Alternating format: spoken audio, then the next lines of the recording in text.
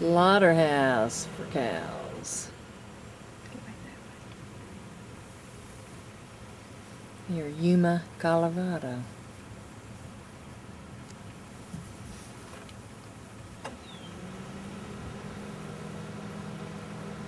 Cows as far as you can see.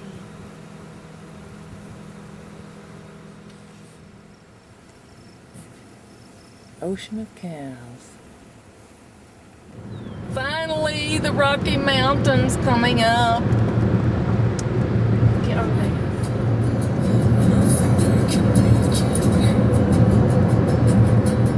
Here's the Drake Campground where we camped, Jay.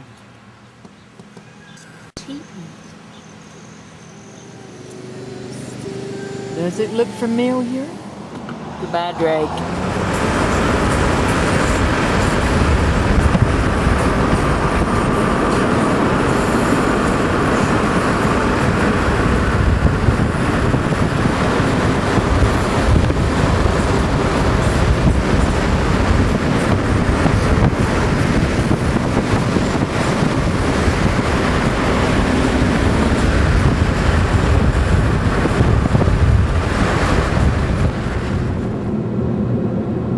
Now we're in Estes Park. The Rockies.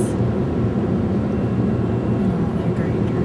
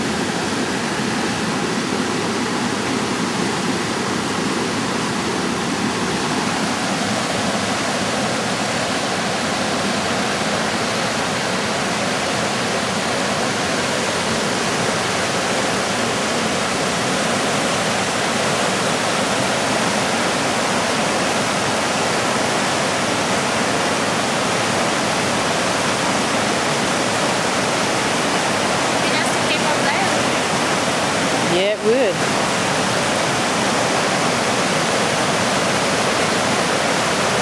Is there a side over there?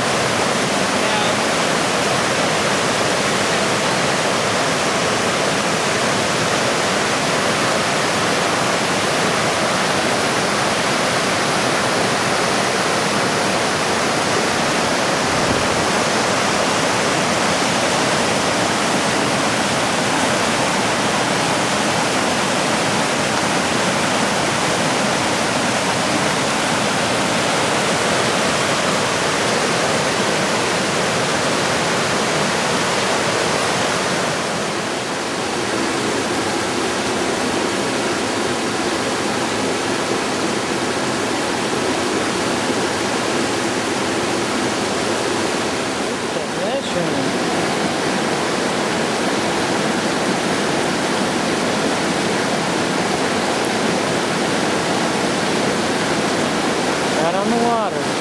Yeah.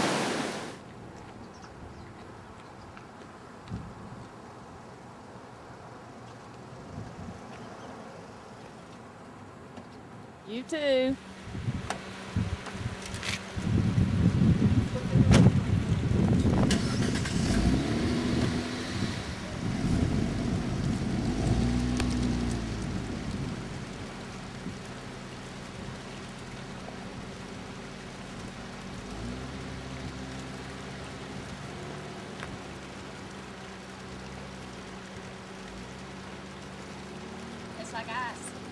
No kidding.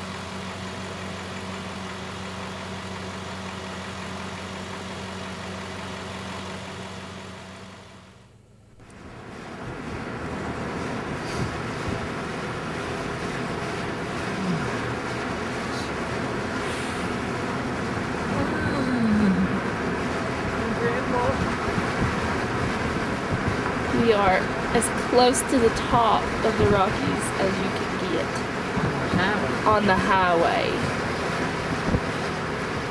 Look at this mountain.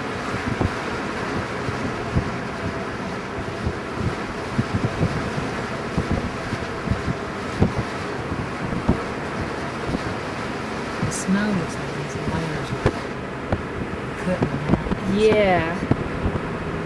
Everything is dead up here.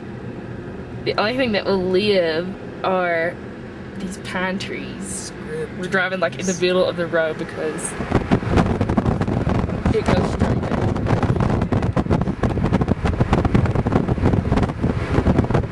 I haven't seen a deep snow like this at home in a long time. The alpine tundra. It's a very fragile ecosystem.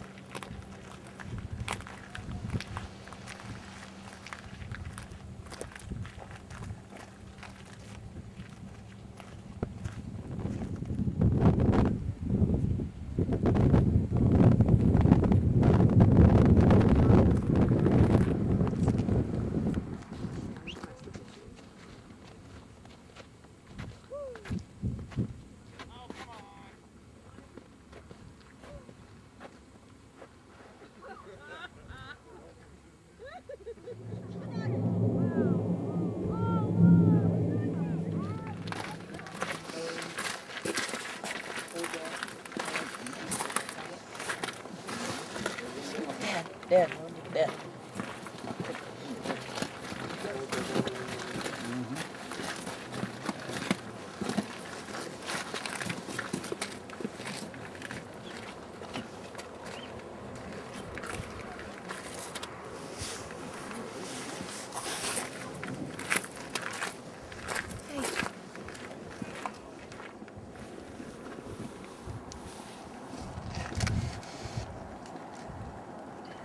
He's eating or something. Looks like a groundhog. Look, there's more down there. They're like all over these rocks. You see them? They're like all the way down through there. Wow. Look at these 3. Look at that lake over there. That's pretty. Well, a whole 100 Pikachus.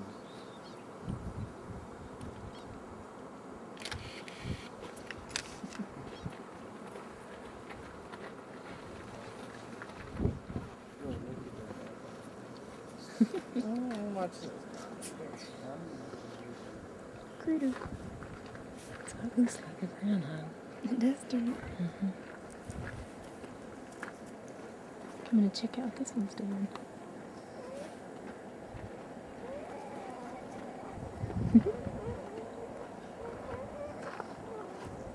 Hear him talking to each other. Mm-hmm. Hello. Goodness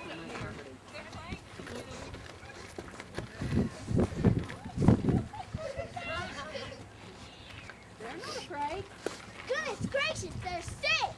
You got 6? But we'll find one more. Ooh, wind. The plane. Oh, there's 3 of them.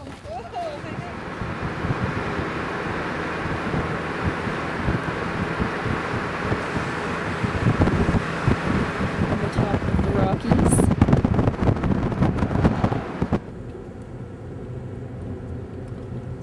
Can you see the height of the snow? It is taller than our car. And there's a road. We are in Lakewood, looking at the skyline of Denver. We're gonna go on into Denver, I think. This is it. I just don't know what's gonna happen to us. 25. Ooh, I said that's the one we need to get on. Yeah. Let's just go. We'll forget about Lakewood. We just look down here, I'll just tell you. Oh gosh. I don't think we could have found her anyway. No. We just had a hard time here. 25 cents. Driving through the Rocky Mountains. Elevated on the highway. Above the river.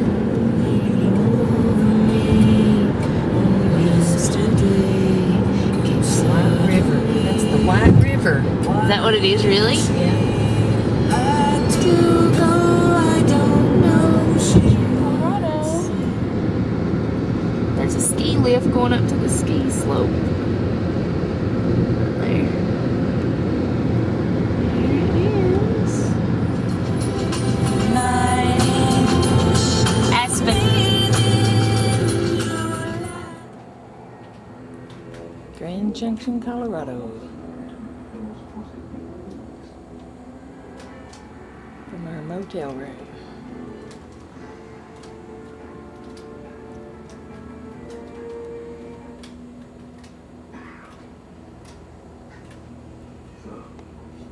What do you think? In the time it takes to take up trash, you could save hundreds on car insurance. Geico, 15 minutes could save you 50% more. Let's get candy.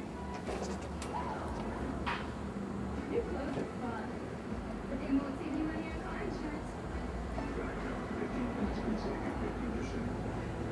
Airport.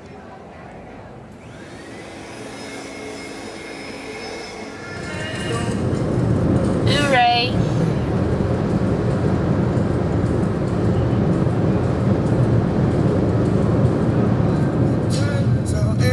Main Street of Ouray.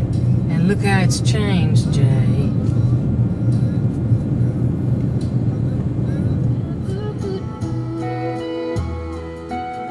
Ouray. Words you said to me have broken my Ouray.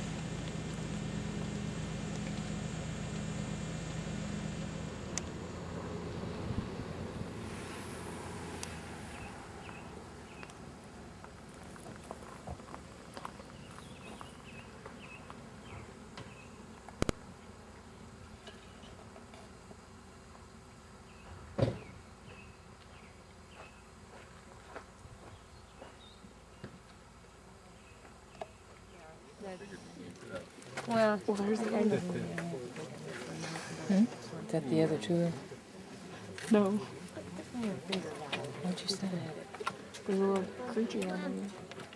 That junkie dude for them.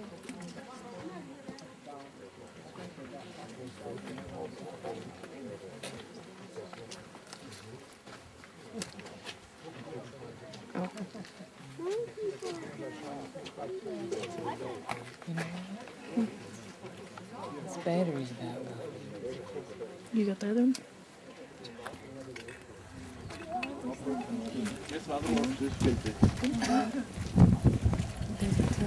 It doesn't tell the time. I can't. It just says how much is left. Oh, okay. And It the would if you date. were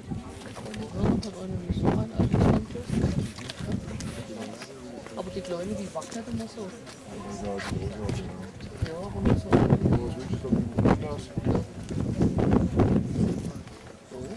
It says, see right there? Does that mean how much That's how much. is used up? Yeah, that's how much you've used. Nein, aber trotzdem ist halt gut geht. Diese Weintage. Does it tell the time? Not sure. Wenn die 4 reichen, ist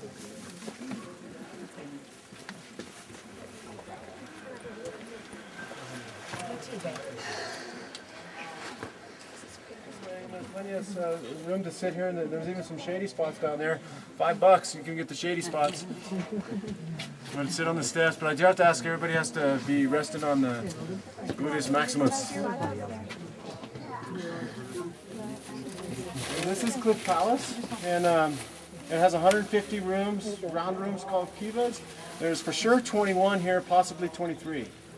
And that's what's left standing today. If you looked at that picture up top taken by Baron Gustav Nordenskjöld in the late 1800s, you saw a bunch of rubble. If you was to pretend to remove that rubble with your eyes, that's what you're seeing today. But there could have been 300 rooms here. In fact, I love the rubble. What do you guys call rubbles? Rubble had an interesting story too. What made this a national park were a couple of things happening. Baron Gustav Nordenskjöld was collecting a lot of stuff, and he's working for the Helsinki, the museum there, the National Museum in Helsinki, Finland, even though he is Swedish, and he was sending a lot of pots out of here, and the people were getting kind of irate about that in the town of Animus. It's now called Durango. And then a couple of ladies were trying to make like a non-profit group. They're called the Cliff Dwellers Association of Colorado, by the name of Virginia McClurg and Lucy Peabody. And they were legislating Congress to make this into a national park to protect it. And no laws existed to help protect any of this stuff or any of this taking of items from here. But what happened though is there's kind of a falling out. And right around 1906, next year this is this park centennial, two things happen. The Antiquities Act becomes law, and this becomes a national park. But those two ladies kind of had a falling out, and Virginia wanted the park, her husband to be the park superintendent. It didn't work out that way. So they took wagon loads of the rubble collected from these sites, and from around the different sites throughout the whole Mancos Valley, and took it to a place called the Manitou Springs in Colorado Springs. The Manitou Springs cliff dwellings were built by Virginia McClurg, and they're actually the last half of Cliff Palace and the front half of Spruce Tree House. It looks just like those sites. And it has an interesting story. I know that sometimes it's a private company that operates out. They don't say that entirely, but they are ancestral Puebloan bricks, but they're not made by ancestral Puebloans, that's for sure. Mysteries. Tons of mysteries at this park. They're going to remain mysteries until we get that time machine built, I bet. How did they get it out of here? Wagon and horseback, and then to a train all the way down to Chama eventually. But the mysteries here in this park. First of all, I should preface something. Word Anasazi. That's the only time you're going to hear me say it on the tour. It's being eliminated from our vocabulary, eliminated from any of our interpreted material here in the park, simply because it's not from one of the 5 languages that the Puebloan people speak today. And Pueblo is not from their language either. That's Spanish for village. Like if you go to Hopi, they talk about these people, they're the Hopi. You go to Zuni, it's Zuni, Acoma, Piqueras, Pahake, Cochiti. That's how they refer to these people. But they asked us not to use that word. Definitely don't use the word Anasazi because it's from the Navajo language. And the earliest archaeologists had Navajo guides. And the archaeologists interpreted it to mean ancient ones. where it's actually 3 words. Ah, na, sazi. Ah is something that is old, something that is well way back.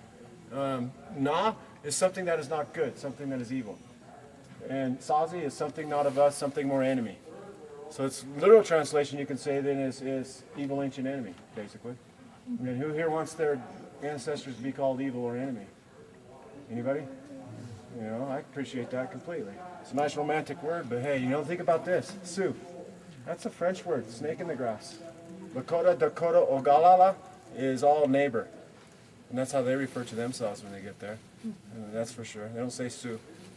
But know that that's the same people we're talking about as what we used to be called the Anasazi. We just say Ancestral Pueblo. But there are things you got to be really conscious of here, though. I mean, I think you can get on any tour and you're going to get some information is going to be the same, and then you're going to get all kinds of interpretations. And science is no different. That's the real truth. Archaeology, that's probably the worst of the sciences, is being objective. It's purely subjective.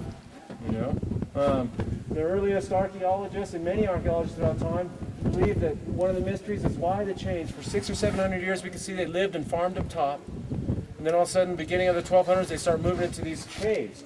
Not everybody, but some. And there's 602 cliff dwellings here at Mesa Verde National Park and 5,000 surface sites. And that's just Mesa Verde National Park. We're surrounded entirely 4 times the land by the Ute Tribal Reservation. Same topography, except for the north side, the side you drove up on. You can multiply those numbers probably times 4 for their property. And just Montezuma County alone, which is small.